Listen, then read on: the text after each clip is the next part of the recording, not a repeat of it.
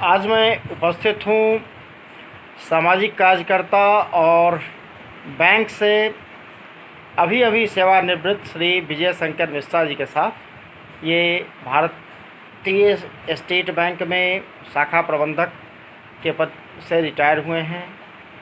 अभी वर्तमान परिस्थिति जो भारत की चल रही है, इस पे इनका नज़रिया जानने का प्रयास करते हैं। आपका स्वागत है हमारे दिव्यरश्मि चैनल में। धन्यवाद जी, आज जो माहौल चल रहा है, कोरोना काल चल रहा है, इस पे आप किस प्रकार से देखते हैं?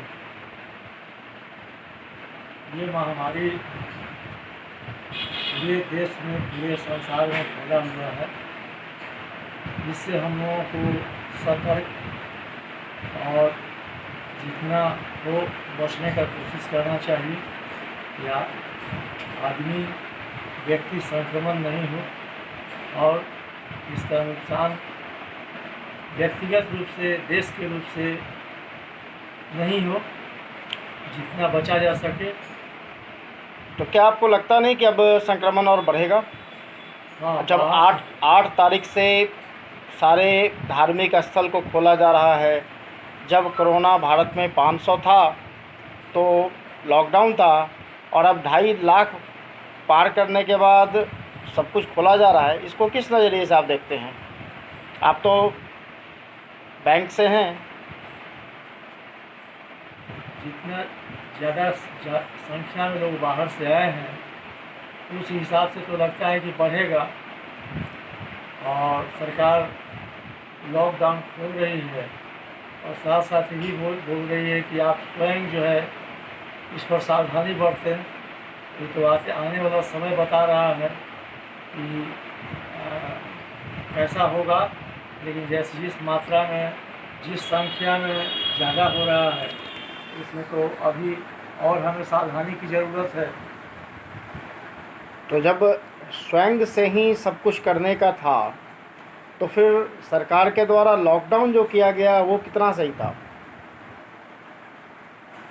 सरकार के द्वारा जो लॉकडाउन किया गया, ये तो एक जानकारी दी गई कि हाँ हम लोग कैसे बचें, लेकिन उस जानकारी से लेकर के ही लॉकडाउन के अंदर रहा तो आदमी उससे बचता रहा। क्या आपको लगता है कि लॉकडाउन का सही से पालन हुआ? हम तो जिस वातावरण में हैं, उस वातावरण में तो देखें कि लॉकडाउन का पालन सही रूप से हुआ है। जो अभी आप ग्रामीण क्षेत्र में हैं, पटना के जो मज़दूर यहाँ लौट कर आए हैं, उनकी आर्थिक हालात, ये सब क्या लॉकडाउन से इफ़ेक्टेड हुआ या नहीं? लॉकडाउन से तो बहुत उनके ऊपर प्रभावित हुए। जो जहाँ रहे वहीं दिक्कत में, परेशानी में रहे। लॉकडाउन सरकार का सही कदम था या गलत कदम था? जान माल से बचने के लिए तो लगा कि सही कदम था। और आर्थिक तौर पे?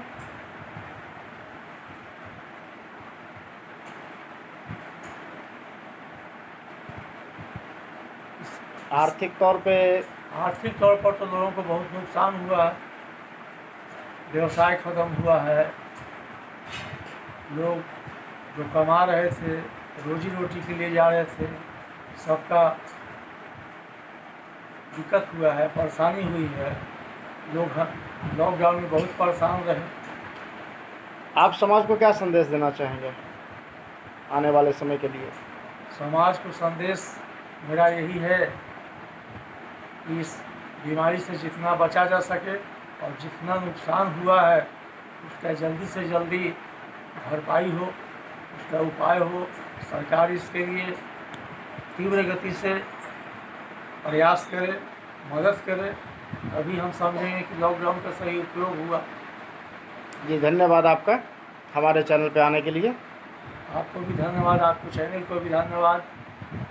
अब जानते हैं आज के युवा क्या सोचते हैं वर्तमान परिस्थिति को देखकर। जी, पहले आप अपना परिचय दें। मेरा नाम PS कुमार है। मैं आईआईटी पटना के इंक्यूबेशन सेंटर में एग्जीक्यूटिव टेक्निकल हूँ।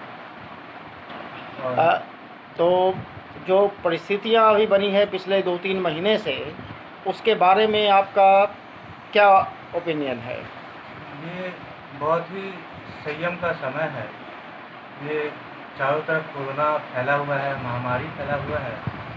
इस समय में हमें अपने पर ध्यान देना चाहिए, समाज पर ध्यान देना चाहिए और जितना हम बच सकें इसकी कोशिश करनी चाहिए।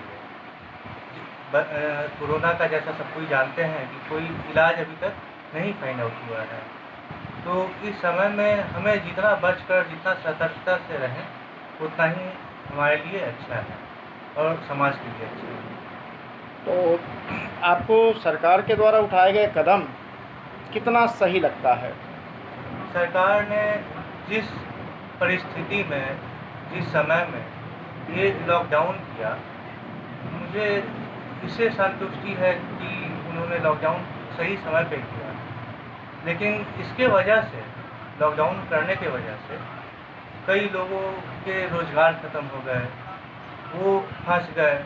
अब उनके पास न रहने का जगह था, न खाने का जगह था। इस वजह से जो हमारे जो आर्थिक गरीब लोग हैं, जो मज़दूर वर्ग है, जो एक तरह से इस देश को चलाने वाले लोग हैं, जो काम करते हैं, उनके काम पर ये चलता है देश, वो लोग को बहुत कठिनाइयों का सामना करना पड़ेगा। सड़क पे यहाँ से लेके दिल्ली तक, दिल्ली से यहाँ तक, दिल्ली से यूपी तक, ये सारे लोग पैदल चलते हुए आए।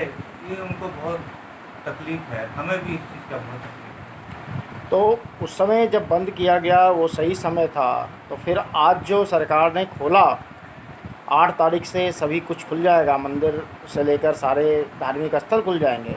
इस पे आप लोग क्या सोचते हैं? अब लॉकडाउन, अब इलाज है नहीं, लॉकडाउन हम कंटिन्यू करेंगे तो इससे और ज़्यादा परेशानी का सामना करना पड़ेगा आर्थिक रूप से हमारे देश को। तो शायद इसी चीज़ों को देखते हुए सरकार ने इस लॉकडाउन को खोला है।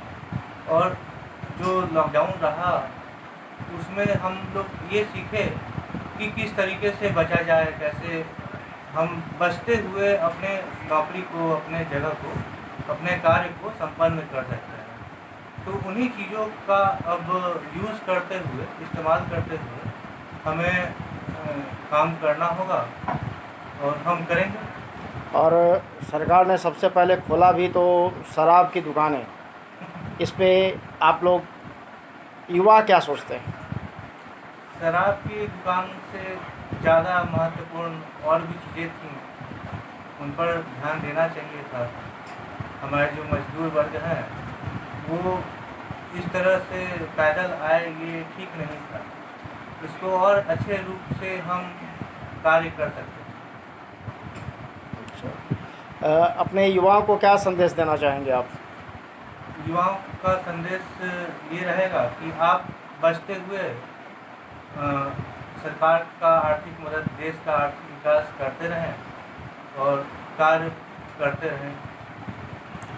एक सवाल और मुझे लग रहा है, लॉकडाउन में जहां सभी की नौकरियां चली गई, आर्थिक हालात देश के बदतर हो गए, उसी बीच में सरकार ने अपने सांसदों की सैलरी को हाई कर दिया। ये कहाँ तक उचित कदम था? इस पे क्या सोचते हैं? मुझे इसका तो ज्ञान नहीं है कि हुआ है। अगर ऐसा हुआ तो आप लोग क्या सोचते हैं? ये उचित कदम नहीं है। जहाँ हम सब कोई सरकार को आर्थिक मदद दे रहे हैं कि देश जो है आर्थिक परेशानी में है, तो उसमें हम किसी का सैलरी हाई करें। लोगों का डीए काट दिया गया है सेंट्रल गवर्नमेंट सर्विस में, लोगों का इंक्रीमेंट को पोस्टपोन किया गया है। तो ये उचित कदम हमारे विचार से नहीं अगर क्या ऐसा है। क्या नेताओं को सैलरी और जो सुविधाएं मिलती है वो मिलनी चाहिए? नेताओं इसके बारे में नहीं, जो सुविधाएं मिलती हैं उन लोगों को 2.5 लाख 3 लाख रुपए हर महीने वेतन के रूप में मिलता है, क्या ये उचित है? जितने भी नेता वहाँ पहुँचे हैं वो काफ़ी मेहनत परिश्रम से पहुँचे हैं। तो सेवा के लिए गए हैं तो सेवा के मेवा लिए क्यों? गए हैं।